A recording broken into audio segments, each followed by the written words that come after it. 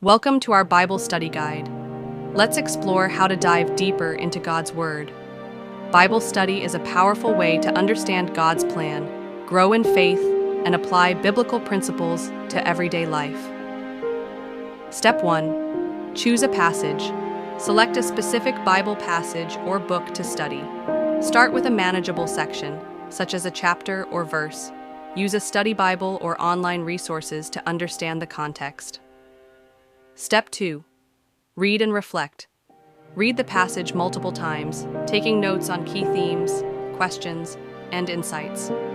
Reflect on the passage's meaning, asking questions like, "What does this passage teach about God?"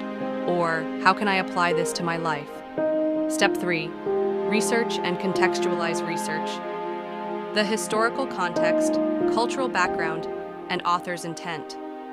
Use study resources like commentaries, dictionaries, and online tools to deepen understanding. Step 4. Apply and pray. Apply the passage's teachings to your life, asking, "How can I live out this truth today?"